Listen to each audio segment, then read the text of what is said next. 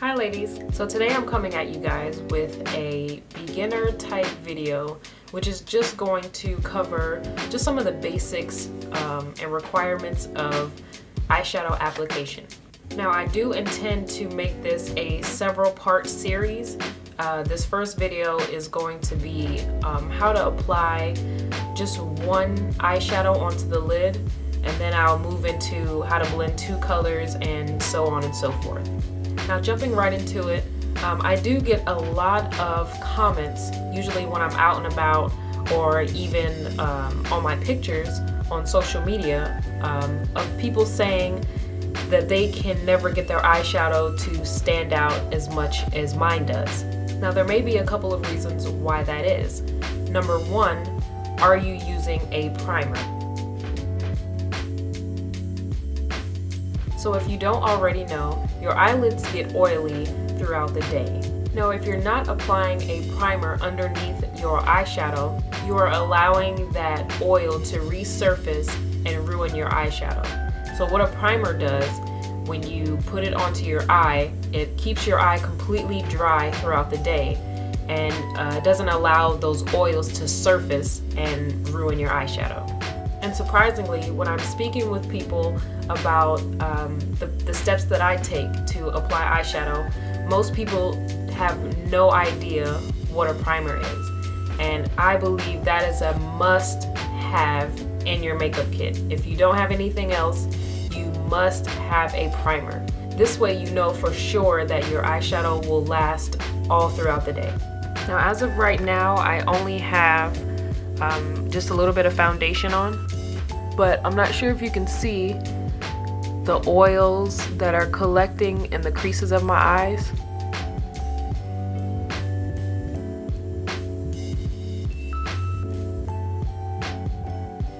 Now this is just going to happen naturally throughout the day. So it's something you can't avoid, but it's something you can prevent by using a primer.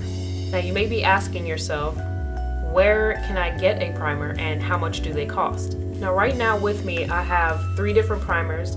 I have the Urban Decay Primer Potion, which some of you may be familiar with. You may have seen it in one of my videos or in other makeup videos.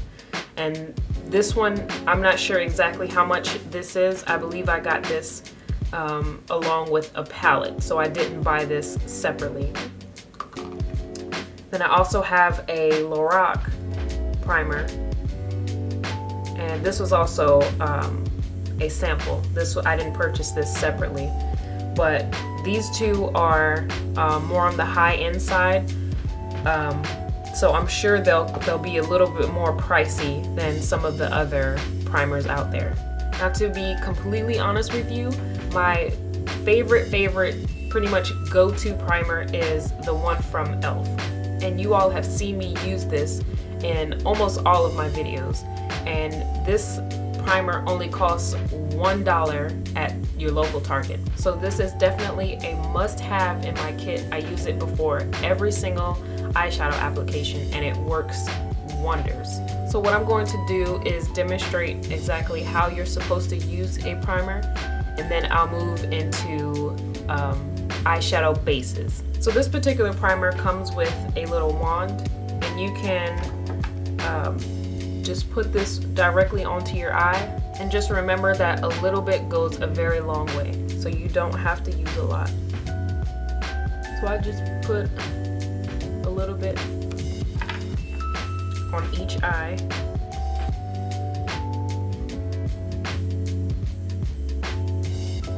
And then what you want to do is just take one of your fingers and just start to spread it out all over your eyelid.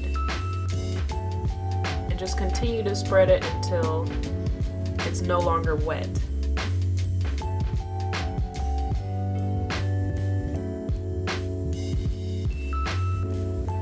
And that's it. So this step is going to prevent those oils from surfacing and ruining your eyeshadow. Now we can get into eyeshadow base. What an eyeshadow base is, it's just a thick, creamy product that is going to give your eyeshadow something to stick to, and it's also going to make your eyeshadows more vibrant. Now there are several different color bases that you can use. Say if you are working with a purple eyeshadow and you want that purple to be more vibrant, you could certainly use a purple base for that eyeshadow. And as you can see, I have an assortment of colors, and these are just the jumbo eye pencils by NYX. Say if I had a gold eyeshadow that I wanted to stand out a lot more, I would definitely use this as a base.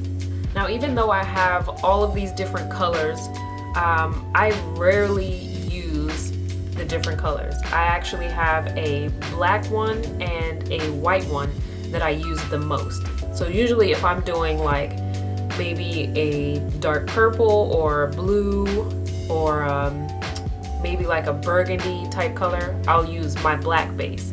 If I'm doing more bright colors, I'll use my white base. So honestly, you can get away with just buying two bases, just a white one and a black one, and that'll work for all sorts of different colors. Now here I have a base from, this is a Wet n Wild eyeshadow pencil, and this was $2.99. This one I have from LA Girl. It's a black one, and this was also $2.99. And then the NYX ones, I believe, are $4.99. Now you might be wondering, what can you use as a base? You can certainly use these eyeshadow sticks, and a lot of them are labeled as a cream eyeshadow pencil. So anything that's labeled cream eyeshadow, you can use as a base. Also, you can use a concealer. You can definitely use a concealer as a base. So pretty much you want to use anything that's thick and creamy and that's a little bit wet, that's going to help that eyeshadow to adhere to your eye, and it's just going to make the eyeshadow stick better and last longer, and it's also going to help the eyeshadow be more vibrant. So for today, I'm going to demonstrate applying an eyeshadow to my lid that does not have a base, and an eyeshadow, the same eyeshadow, to my lid that does have a base. And I'm going to be using my Blush Professional 120 color palette. And this is definitely a great palette for beginners. If you don't want to spend a whole lot of money on a bunch of different eyeshadows, you can certainly get the 120 color palette. This is only one of the trays that comes in the palette, and it's very inexpensive. You get 120 colors for, I believe I paid $19.99 for this, and a lot of these colors are pretty good. Just make sure you have a primer and a base, and you can definitely get some good wear out of these eyeshadows. And anytime you're working with just the surface of your eyelid, not the crease area, and the crease is just where your eye folds. So if you can see like where that indent is, that area would be my crease. So just for the lid, you want to use a brush that is very flat and dense. So this brush will be perfect for applying eyeshadow to the lid. And anytime you're applying eyeshadow to your lid, to get the most color payoff, you want to use a patting motion. You don't want to use a sweeping motion, because that's just going to cause your eyeshadow to fall out all over the place. You'll get eyeshadow down here, and it's not going to really stick to your eye. So by pressing the eyeshadow in, it's helping to make sure it's stuck onto the lid. And as you can see, I have a good amount of eyeshadow on the brush. And so I'm just going to go ahead and pat the eyeshadow on. Now I'm demonstrating this without a base, and then I'll demonstrate on the other eye what it looks like with a base, so you can see the difference.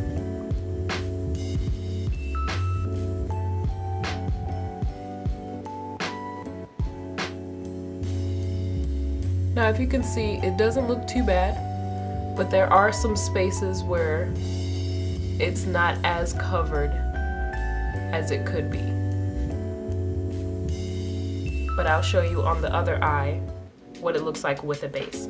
So I'm just going to take this black base and I'm just going to apply a thin layer of it onto the eye.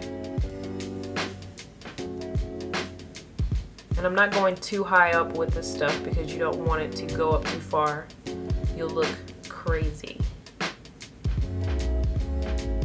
So I first apply it directly out of the tube, and then I take a finger and then I just spread it out even more.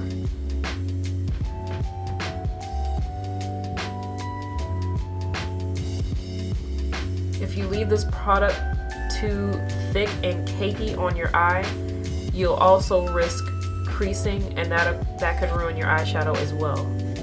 So make sure that you have a very thin layer of this.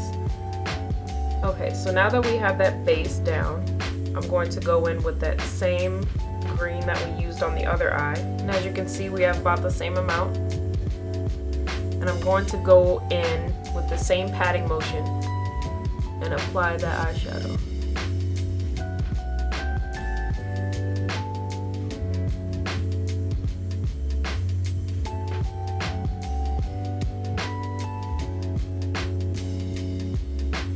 Now, I'm not sure if you can tell, but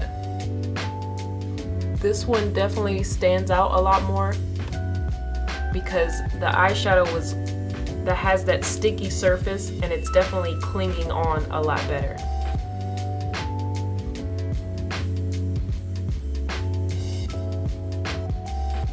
So now I'm just going to finish up the rest of the eye, and then I'll show you how to blend it.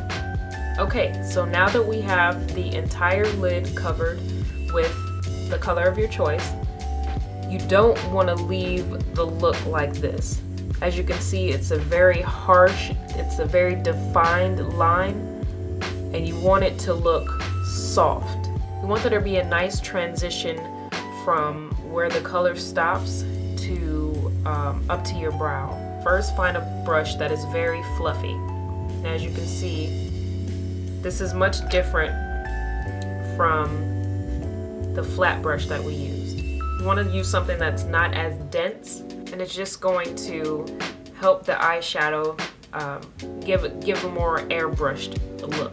Now, the best way to blend out an eyeshadow, you want to use another eyeshadow that is close to your skin tone. So in the same palette, I'm going to use this brown here.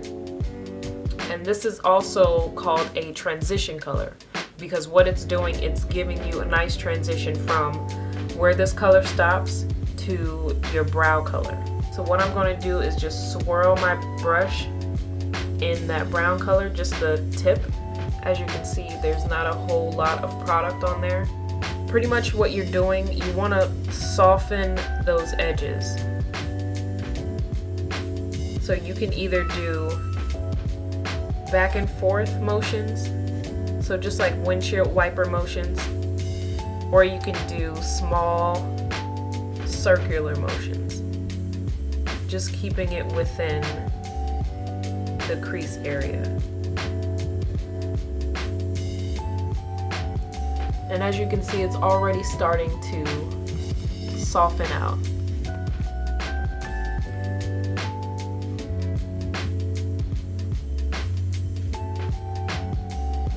You just keep blending until you no longer see that harsh defined line in your crease. So as you can see, that line is pretty much gone.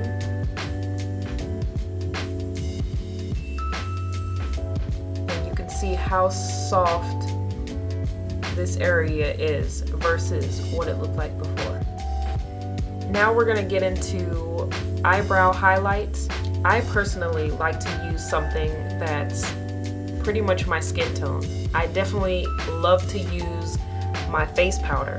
So what you want to do is you're pretty much highlighting underneath your brow, right on your brow bone. So I just take my face powder and I pretty much just go underneath that area and apply the color. And make sure you're blending this out. You don't want to apply a color underneath your brow that's one, way too light. You definitely do not want to put a white or a harsh silvery metallic-y color directly underneath your brow, because it doesn't look natural and it takes away from your eye look. So you definitely want to keep with something that's soft and neutral and something that's not going to look too unnatural. Also, you don't want to do something like this where you're just applying it right under the brow and leaving it there. You definitely want to use a larger brush, something preferably that has some fluff to it, so it gives a more airbrushed look. So that way you can blend it into that transition color that you placed down earlier. And just remember, applying eyeshadow is just a series of blending. Anytime you place down a color, you want to blend around it.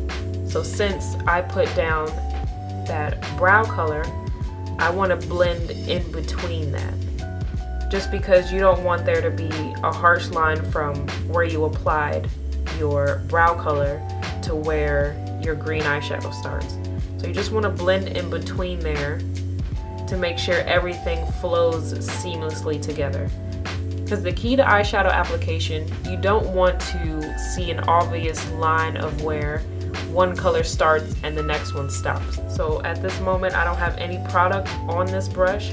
I'm just sweeping back and forth in between those colors to make sure everything blends seamlessly. So now that you've seen the basic steps to applying one eyeshadow and blending it out, I'm going to show you a couple of brushes that I think you will need for one eyeshadow application. So for applying eyeshadow directly to the lid, I definitely recommend a flat eyeshadow brush. Now I have two different ones here. This one is from MAC, and as you can see, it's a little wider than this one. So this one will be great for, you can definitely cover more surface in a shorter amount of time with this brush. And this one I like to use for the inner parts of my eye, just because I can get in that smaller area versus this one. But honestly, both of these work very well. Sometimes I use this brush even for all over my lid. And this is a MAC brush, so it's obviously a lot more expensive. This one I got from Target. I believe it's this is a Sonia Kashuk brush, and it cost me no more than $5 for this brush, and I absolutely love it. I actually have two of them. So definitely any brush that is flat and dense to where you can press the eyeshadow into the eyelid. Now for blending eyeshadows, just softening the area around the eyeshadow that you placed on your lid, you'll need a blending brush. This brush, as you can see, is a lot more fluffy than the rest of them, and this will definitely give you a more airbrushed, softer look. So these two I would definitely recommend for a more airbrushed, softer look. These two are a bit smaller and a little more dense than the other two. This one is for more concentrated looks, and we'll get into that more so in the second video when I show how to blend two eyeshadows together. But this will be great for getting into smaller places and getting more concentrated color in your crease. And this one also, because you can see how it's tapered at the top. This just gives you more precision to blend inside your crease. But for the work that we did today, I would definitely recommend just a flat brush and a large blending brush. Now just a few extra tips when using, I would say, neutral or natural colors, something that's close to your skin tone, or maybe like a soft gold color. If you're using that as your eyeshadow, you can definitely go without a base, just because those colors are already soft and you don't necessarily have to make those colors stand out or pop more. Usually if I'm just doing a simple, natural, everyday look, I don't use a base at all. I just use my primer and then I apply my neutral colors on top of that. Also, if you're thinking that the eyeshadows in your kit are not up to par, if you think they're not that great and you haven't been using a base, I would recommend getting a base and revisiting those eyeshadows. You may find that those eyeshadows work really well, but they just needed that extra help from that sticky base. So that is the end of the first part of this series. I really hope that I helped some of you out. I feel like I was jumping around a little bit, so I hope I didn't leave any information out. Please let me know in the comments section if this video was helpful to you. Hopefully I'll be bringing you the second installment of the series very soon, which would be how to blend two eyeshadow colors together. Anyway, I thank you so much for watching and subscribing, and I'll see you ladies in the next video. Bye.